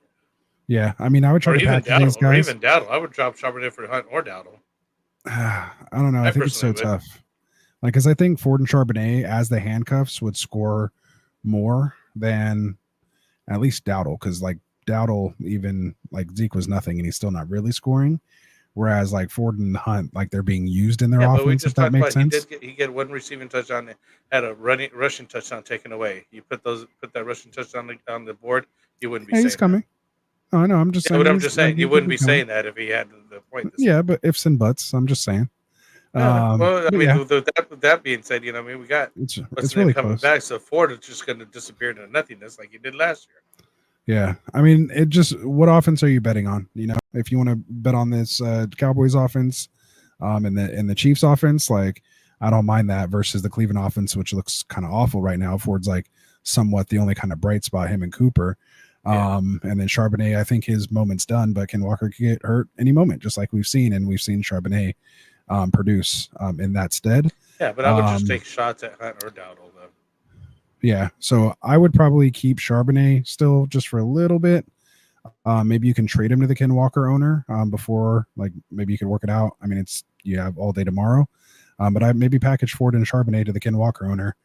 Or maybe go find the Nick Chubb owner and, you know, see if you can get something for Ford, you know, 2 for 1, open up a roster spot to be able to pick these other guys up kind of for free, so to speak, and still get something out of it. So, yeah, I would do 2 for 1, open up a spot and get whichever one you like of those guys on your team. So there you go. Good stuff. All right, go ahead. We got Z Money 15. Go ahead. So do I trade H-Hand? If you want to, yeah. If you don't think Tua is coming back, but I mean, I think he's probably coming back from, you know, what you see and what you hear. Again, nothing's guaranteed. And I mean, everybody at TV, they're just talking the guys over here at the practice facilities with the team every day. So he definitely wants to come back. You know, probably maybe one more week. What do you think? Less? I mean, if anything, you're selling H-Hand on pennies for the dollar right now. So, like for me, I mean, unless you're like 0-4, like you kind of got to just stick it out because you see what he could score when he has competent quarterback play. 23 points week 1, playing only 52% of the snaps, 29.5 points. Week 2, playing 62% of the snaps. And then obviously once, you know, 2 is out and you got this, you know, down to your 3rd string quarterback guy you just signed to the team literally like 3 weeks ago. And he only scores, you know, 5 points. Tennessee's a tough defense, but they do get New England. They come back. They get Indy, Arizona, Buffalo again. But then the Rams, Las Vegas, New England again, like Green Bay. Like I'm not worried about any of that. Yeah. So, and then hopefully by then Tua is back and you'll be all right. Yeah. By then Tua's back. Hopefully everything's better. Houston, San Francisco, Cleveland's a tough kind of playoff matchup, but again, they're more scared of him than I assume he's scared of them. It's like the fastest guy in the league. Just get him in space. But yeah, I can't trade him yet just because you're not going to get anything close to what he's potentially worth. You're better off just hanging on to him and taking that risk on yourself. Again, unless you're 0-4. All right, so go ahead, read that. We got Matt Friend here. I'm trying to trade for Josh Allen. I have Richardson and Darnold. The other manager needs wide receivers and tight ends and is offering Bryce, Thomas Jr., and Cole Kmet too low, or is Brandon Ayuk alone better? I'd trade off Brandon Ayuk alone better. Like with the heartbeat if I could. He's going to take him. There's no way anyone in their right. I mean, you can obviously try to send any trade you want, but I don't care if I was 0-4. I'm not taking Bryce. That's not Bryce Young. It's Brian Thomas Jr. and Cole Kmet. Or is Brandon Ayuk? Brian Thomas Jr. is on fire right now, dude. But he's still not. Like, let's hold our horses. Like Josh Allen just coming off like a 35-point game. Like I think Josh Allen scored more than all these guys combined. last week. Like I shit you not. Not last week, dude. He's had like 2 good weeks and 2 bad weeks. Allen's like been hit or miss, dude. Like literally. Well, yeah, I'm just saying. Yeah, he only had 7 points against Baltimore, but still, like 38 and 35 points. Like those are going to win you. Yeah, 31, 30, and then 9 and 7. Yeah, like 2 good weeks, 2 bad weeks. That package still not doing it because I'm still looking at those 38-point weeks, and if I'm selling Allen, that's what I'm expecting to get back for it. But again, take a shot. I just don't think it'd get done. Maybe if you shot over Brian Thomas Jr. and Ayuk together, and maybe commit. But again, commit's like a guy you get off the waiver wire. Like I'm not trading the number one. Like a number one quarterback. Like he's still QB5 overall right now. You right can commit and see what the guy says. Start the conversation at least. Yeah, it would need to be at least all 3, just to show him you're serious. I'd say all 3 of them. That's what I said. All 3 of them for sure. All in one show says, "Hello, can I get some advice?" He's down bad 0-4. He needs some scenarios to win now. He has Rich, Ford, Mostert, Higgins, Waddle, Jennings, Njoku, and Pacheco on IR. That's probably why you're 0-4. The only person who's played all these games for you so far has been Mostert, or I'm sorry, Ford. Every one of these guys has missed like multiple games so far this year. Rich has possible trade packages. He really needs a boot player. Thoughts on holding Kelsey or selling? Or is Pollard also a sell high? Like Pollard might be your best running back right now, so I don't think you can really sell him. And I don't think you can afford sell on Kelsey right now while you sold it high. I would sell on Kelsey high right now. With the thought of, Rice is down, Kelsey's going to get it. Just stick with the Njoku. He looks like he's coming back. You can't afford to have like a high-end tight end, quote unquote, like that. I think the replacement value, like for what you can trade and get something. And yeah, like you're trying to trade for maybe a piece like Brian Thomas Jr. You might be able to get, if you could. I mean, that's just tough. Like sometimes it's just not your year. I hate to say that, but like when you have this many injuries, pick up guys still like what do you do? Because nobody wants these guys. They're all hurt. Maybe like Higgins is the only one coming back. Maybe go after Rashid Shaheed. I don't think you get a guy like Jamo or something like that. Yeah, not after this game. Some Khalil Shakir. I don't know. Yeah, Brian Thomas Jr. Yeah, just some of those Rashid Shaheed, some of those kind of boomer bust type guys. Smith, who's down right now, maybe you can get but another hurt guy is 0-4. He can't wait. You would just hope Devonta Smith coming back this week. Yeah. But who are you going to trade for him? Like who's going to trade Devonta Smith for like Waddle? Like maybe Higgins, just because he's healthy. But he's got to throw Kelsey in there. Yeah. That's his high trade piece right now. Yeah. That's really tough, man. Nobody's going to go for Higgins. Nobody's going to go for Waddles. Jawan Jennings, I mean. Yeah, but Debo's back. High on him. Yeah, you sell high on him. Will come back. People will buy. You know what I mean? Like he's a waiver wire ad, anyways. Yeah. You love doing that. You love picking up the waiver wire guy and trading him off to somebody. Yeah. You would have to sell him. Their window last week to sell Jawan Jennings was before Debo was announced he was coming back. If you didn't sell him by then, he could probably still get something, man. I'm telling you. Maybe. People won't even think about it. Yeah. See, like Nino said here, drop Jawan Jennings this week, right? Yeah. Like he's not like he's just like a random wide receiver that might catch some passes. I'm telling you, that might have took Ayuk's job. I'm not buying all that. See, yeah, he's saying it's not happening, but what's Ayuk not happening? What's Ayuk done? Bro, he had like one of the biggest catches in the playoff game. Like they're not just gonna end just because he had a couple bad this games. Year, not last year. We're not talking about it doesn't matter.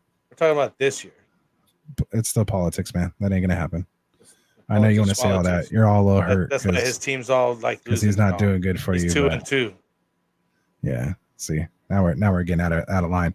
Go ahead. Go ahead and read it. No, we went to Drake. Word shouldn't be about HN as you were starting anymore. We just kind of talked about all that. Rewind a little bit. I'll tell you how we thought about HN. So Nino Pena. I'm sure you guys talked about him a little bit. I think I missed it. What are your thoughts on Worthy now that Rice and Pacheco and Hollywood? Again, we talked about that earlier. Also, we did about just Worthy coming up now that Rice is down. So hopefully he has an opportunity to be the number one guy and really take the reins over there. But there's really nobody else on that team to contest him. So hopefully he takes the opportunity, he runs with it. Literally, being the fastest guy at the combine, he could do some things. But what that's to be seen and actually happen. So let's see what happens. But I'm buying into it. I picked him up. I already have him. So I'll be starting him. Appreciate the super chat here, Nino, and all in one. But we'll get to all in ones first. He said that we missed his full lineup. So let's go back. We'll definitely go back here. Maybe when we were starring it, when I wasn't listening to Frank earlier in the show. Oh, here we go. Yep, totally missed it. So he says, so it start. All right, so this is much better than holy crap. I was like, bro, you're in a tough spot if that's your starting team. There's nothing you can do. I mean, that's a great team. Burrow, Bijan, Jacobs, Flowers, London, Kelsey, and Pollard. So that's his starters. Still say move on, Kelsey.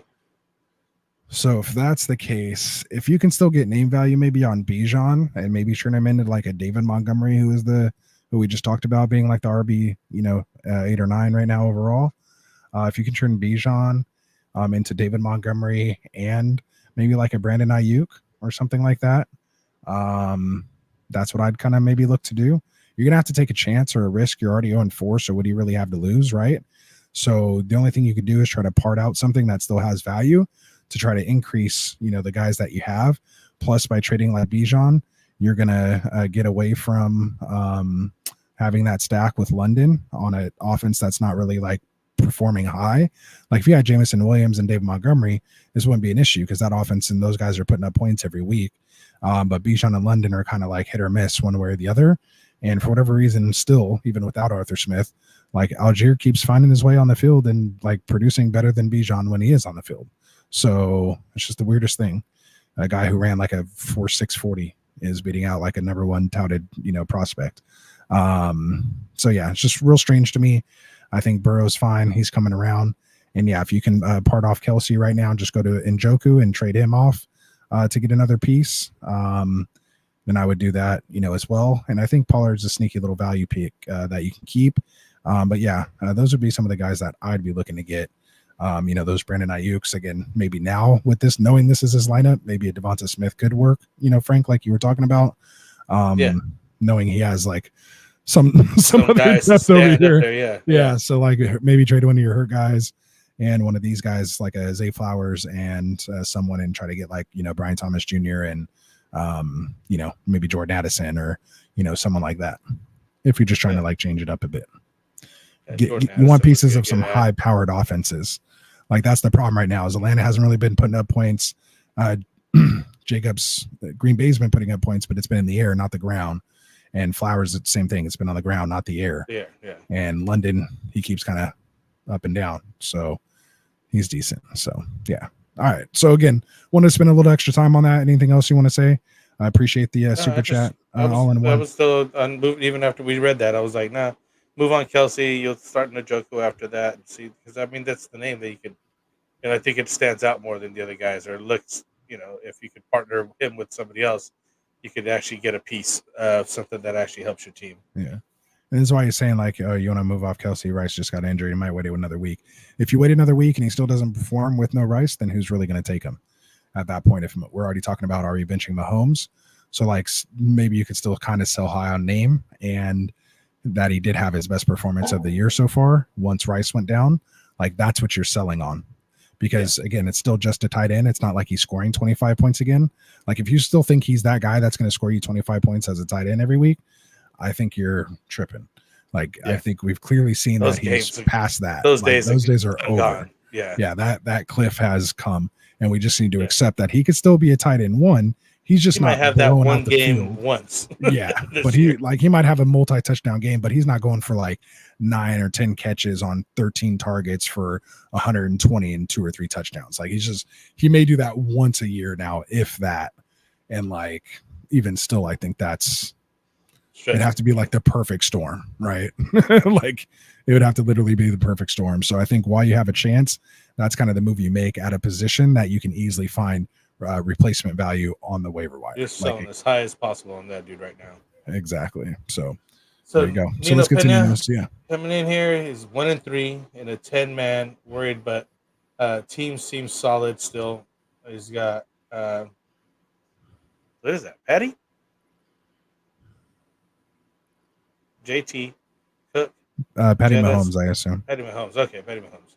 JT, Cook, Jettas, Godwin, Kelsey, Deontay, and on the bench you got Pickens, Rashid Shaheed, Ford, and Chase Brown. So not looking bad. I mean, Deontay Johnson just started doing some things. I like JT and Cook. They're running pretty well right now. Jettas obviously is doing Jettas things. Godwin is up and down there depending on Tampa Bay, but I mean, is Tampa Bay's firing on all cylinders right now, so I wouldn't mind him starting him as where he's at. Pickens is hit and miss here and there sometimes, but he's some same thing. And Chase Brown is upcoming while Ford is on the way down. Right. Does it need to make any moves on this or what? Yeah, so I'm going to reread it again because I was going through starring because we got a bunch of more chats that came in. We're already at the 30-minute mark, so we may go for about 15 more minutes, guys. About 10, 15 minutes. So we'll try to get as many as we can. If you want to guarantee that your question gets read here, drop us a super chat with it. If not, we'll try to do our best to get to it, or we'll maybe reply once we go offline. Just a quick answer, but we do have to start to wrap this up here. But we appreciate your questions, so we'll keep going here. We'll try to rapid fire as much as we can.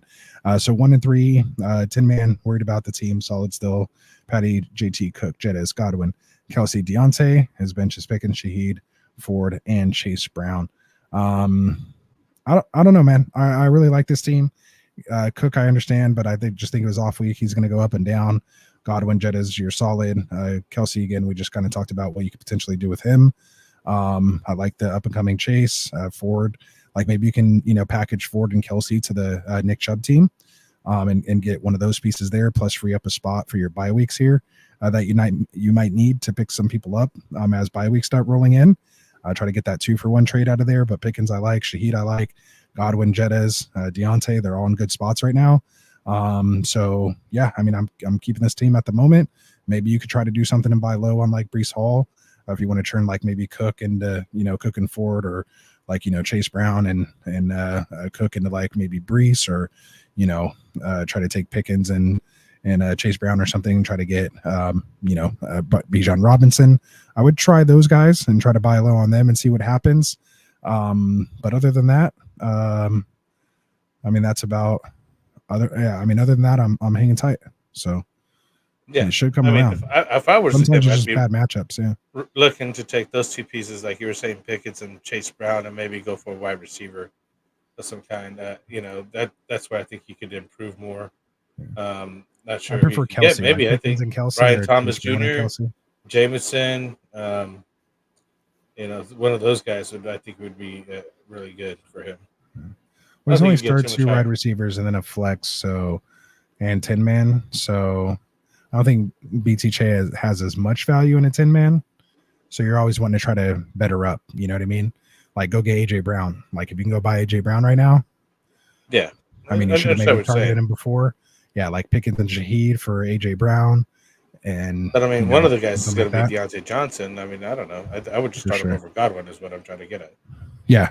Oh, Godwin's doing good. Why would you start him over Godwin? Godwin's like wide receiver like 13 right now. Have you not been like Baker Mayfield's like QB1 overall? Like you I know he's firing up. I know. Yeah. He's literally the wide receiver 5 overall right now. Like there's only 4 guys. Down game this last game, 6-9 for 69 yards, man. I guess he didn't get that touchdown, so didn't look all that great. You know what I mean? Yeah, but still scored 12.9 points without a touchdown. 6.9 points. 6.9? Non-full PPR. We're talking full PPR. Are you on a non-PPR league? Half PPR. Oh. We got a full PPR. See what it says. 12.9. Yeah. See, I just think half. I always started at half. Yeah. So anyway, good stuff. We appreciate the super chat. We do like to spend the extra time on those when they come in. So again, you want to guarantee your question gets read, throw us a super. We'll try to go for a few more minutes here and see what we can do. So where did we last leave off? I got it. Individual. Oh, here we go. It was Alex Wiseman. Wicks and Dobbs both on my waiver. Who do you guys like more? And we don't need to give a whole explanation. Just who do you like more? I know. Actually, you can get the quick choice with, but I think overall it's probably gonna be Dobbs, man. I don't know why. Dobbs seems to be like a touchdown magnet for them. Yeah, oh, go ahead. So my quick, just if you want to go after my quick take is, if you're looking for someone kind of short term to get you through these next couple weeks while Watson's out, I'd go Wicks. I think he has the higher upside. If you're looking for someone who's going to be relevant for you for the rest of the year, like if you lost Rashee Rice and he's completely gone for the year, maybe you go with someone like Dobbs, or if you can, maybe grab both of them, see which one maybe pops. Maybe they're both good. You could trade one off, again, because he's part of a high-powered offense. So that's my quick take. You want to finish off? What's up like that? Because Wick seems to be more like the splash guy, while Dobbs, has a spot on the starting lineup. So you know what I mean? It's like that steady Eddie. Basically, it's a steady Eddie type play right there. Yeah, he'll lead the team in snaps. So, MG. Conklin or Kraft. He also has Mark Andrews. Yeah. So I'm probably starting Kraft next week, man. You starting Kraft? I'm starting Conklin. I don't mind Conklin. He's my highest drafted tight end in underdog. So anytime Conklin has a good night, your boy Rasta's feeling good over here. So just know that. All right. So we got to the supers. Big Gio. I don't know if this is so much a question, but I think I started because he said he traded Mahomes 2 weeks ago along with Diggs for Harrison and Mayfield. Super win. And he has Lamar as a starter. So, like, if you could have done that 2 weeks ago, that's the kind of trade you got to do right there. Bought low on Harrison Jr. and Mayfield, and he's sitting with a number one wide receiver and a top three quarterback right now. Nice move for someone w's QB 16 and Diggs, who's not bad, but part of a three. With Mayfield Mayfield and Harrison after that with Lamar as your starter, you're solid, dude. And you got rid of Mahomes. You don't have to worry about that anymore. That's nice. For sure. It's good moves. I like that. All right. I think we're almost done, man. I think we're almost done. Wait till Don starts fumbling. Sam Darnold, number one for MVP rankings and number one. This is a weird season. What else do we got? We got Chandler back here. What's up, Chandler? Good to see you again. He says his team's Purdy, Stroud, CMC, Mostert, Ford, Rashad White, and Henry. His wide receivers are Evans, Debo, Rice, Jennings, and Dobbs. Tight ends Goddard, Ingram, and Andrews. He's 3-1. Do you see any trader moves he should make in full PPR? He said someone offered him Monty, Mixon, Jacobs, one of those three, and Addison for Stroud. We like this. Or can he get more for a 12-man and 6 point per passing plus 2 points per 10 passes completed? That's interesting. So let's see here. So he has Purdy already. Does he give up Stroud to get one of those running backs and Addison? I think you might need Addison now with Rice being most likely gone for the season or a significant part of the fantasy season.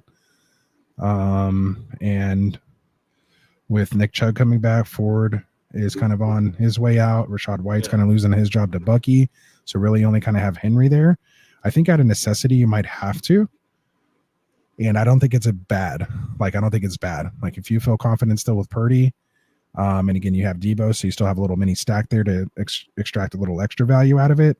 I would do it. It just comes down to which running back you like more. I'd probably take Mixon, especially if you're trading Stroud. Then you still kind of benefit. You're trading Stroud away, but when you play this guy, like Stroud may or may not hurt you as much. Should we keep in CMC or try to trade the CMC away? Yeah, he's. I mean, obviously you could try to trade him, but I think his value after today is pretty shot. But yeah, I was just kind of concentrating more on his second question because we could talk about that for 30 minutes. We don't have that time right now. So, what do you think just about that? I'd take Monty. All right, I'd take Mixon, then Monty. So Money. Maybe you could squeeze something out of it because Mixon's hurt right now. Maybe he has another like lotto piece you can give to him. Do you guys consider Jaden Reed a top 20 wide receiver for the rest of the season? I think you have to. Yeah. Oh, yeah. I mean, name me 19 other wide receivers with Kupp, Puka, Rashee Rice, A.J. Brown, Devonta Smith, I mean, I can't even name, like, I could probably name 19 receivers that aren't playing next week more so than I can name 19 receivers that I would start ahead of Jay Green. So right now he's sitting as your wide receiver 4 overall. So overall. I'd say he's a top 20, and that was without Love for 2 weeks. Keep that in mind. Yeah. So that dude's definitely. 2 games with Love, 33 points, 27 points. 2 games without Love, 6 points, 10 points. Still put up points, but just you see a ceiling. So good stuff. He said, I'm dropping Steele. Would you go after Singletary? He's dropping Steele. Would you go after Singletary? I mean, if he's on the waiver, I think he's worth rostering Singletary. Just as a death piece. But yeah, I mean, like Raven said, if he's there, go for it. I mean, he's better than Steele, that's for sure. Like, is he going to win your league? I don't know. But he's better than Steele. So yeah, I would do that. So I had this one for Raphael.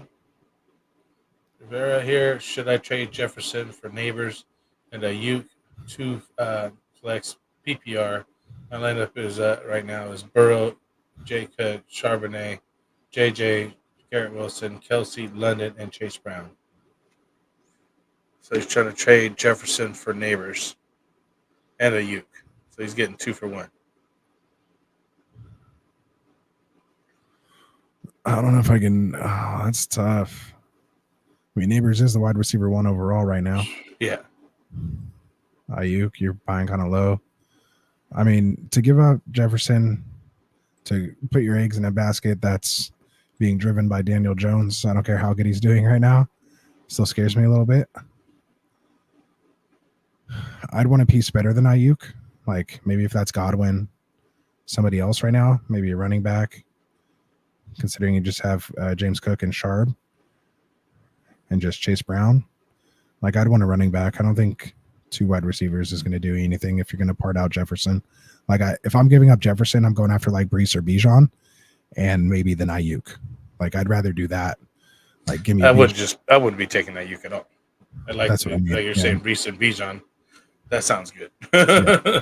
Like, I'll take my chances going for one of those guys, because trading Jefferson for Neighbors, you're just shuffling, swapping 1s and 2s.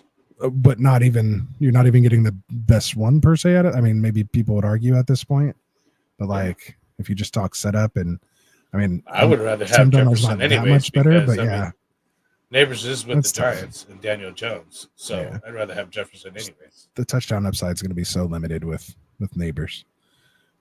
So yeah, I'd go after a different package myself personally, Raphael. We could talk more about it on Wednesday if you want to bring it to the trade show. Who else we got here? I think that's about it, man. Do we move off Kelsey and Rice? Move off Kelsey and Rice just got injured. He doesn't. Oh no, I brought that up. Yeah, the rest of the stuff's all. You got it all there. Yeah, we should be good. Yeah. And new job to never for Mike Thomas to the Chiefs. How are we feeling about Mark Andrews? Andre asked again how we feeling about Mark Andrews, who we're dropping. I don't think he's worth dropping. It's just worth the stash.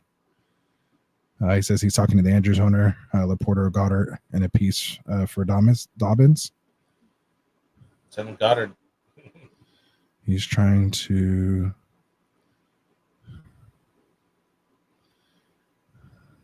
I don't know what that question's saying exactly. Yeah, exactly. He corrected it with exactly what he said already. He said try. I think it double auto corrected on him. So I think he meant talking. Do I trade Garrett Wilson when he booms? Baby show you here. Do I trade Garrett Wilson when he booms? I have Wilson as a buy for me personally. Like, I'll take him. But I mean, if you personally don't feel like he's going to boom or do well, then yeah, that's when you want to trade him, is when he finally has a good game and say, hey, see, there it is. And move off of it. Yeah, absolutely. Try not to sell low. Last one here, and then we'll wrap it up. Baker or Darnold for week 5. Brandman bringing the start-sit question on a Monday when I don't even know who people play next week. And you couldn't even tell me, my guy. Couldn't even tell me who they play. Now you're going to make me go break up a schedule and do all this. I'm just filibustering right now for you, Sam Brandon. I Darnold got you. playing the Jets. We talked about that earlier. Remember? Oh, okay, Jets. And then who's Baker? I'll probably play Baker then. Who's Tampa Bay playing? Atlanta. They're playing Atlanta. Yeah, give me Baker in Atlanta. Yeah, give me Baker in Atlanta. There it is. Ooh, appreciate it, Brandman. See, you got me. You got me. So yeah, I'd go Baker. Yeah. Give me Baker. Let's go. All right, good stuff. All right, so we're gonna call it a night, guys. Man, that was good stuff. Appreciate you hanging out with us here. Again, make sure you guys are subscribed to the channel. If you're not subscribed, or if you already are subscribed, hit that like button. If you're not subscribed, hit that subscribe button. Make sure you also throw a subscribe to our affiliate channels. Frank, why don't you tell them about our boys?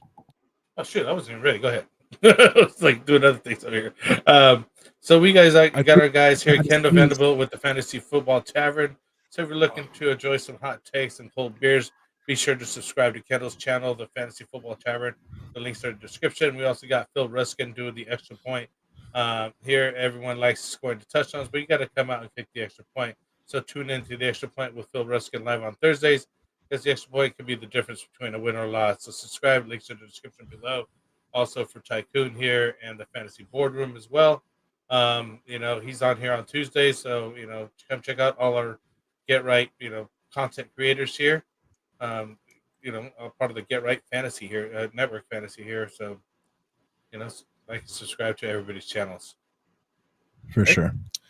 Absolutely. And just real quick, this man said he was trying to trade the Andrews owner, Laporta or Goddard, and a piece for Dobbins. So I would go with Goddard and a piece for Dobbins, and I'm still holding on to Laporta, man. I still can't give up on him quite quickly. Yeah, it's all good. All right, I know you're ready to get out of here. I'm ready to get out of here. We'll talk to you guys, man. We can all be back here with you guys on Wednesday for some trade talk. So bring those questions there. You can, as soon as you see us, link it. Make sure you guys hit those notifications. You can drop your chats in there, get them in there early, because we will start kind of having to put a time limit as we get busier here with the season. But we will, of course, try to answer as many questions as we can. So to guarantee your question gets read, you can drop it as soon as you see the live stream drop. So make sure you have those notifications turned on. So yeah, we appreciate it, Ravens. Appreciate you guys. Nick, we will please. He said please. He's going Darnold. I like what I see from both of them, but I'll go Darnold as well. I even waited 30 seconds and then you didn't do it, and then we still try to put it up at the same time. So there we go. So we're all saying Darnold. So there you go, Nick. We'll ride or die with you there on Darnold. He has Justin Jefferson, man, and they score touchdowns in the air. So I'll take that offense. All right. So that's it, man. So again, from all of us here at Get Right, man, we appreciate it. Hope you had a good week 4. If you're struggling a bit, come back with us, man. We'll help you get your lineups right heading into week 5. We'll see you on Wednesday for buy, sell, trade. Can't wait. Frank, have a good night. We'll see you then. Peace out. Peace out. Wanted to write fantasy is the play. Marking often, but I tune every Friday. Strategies provided.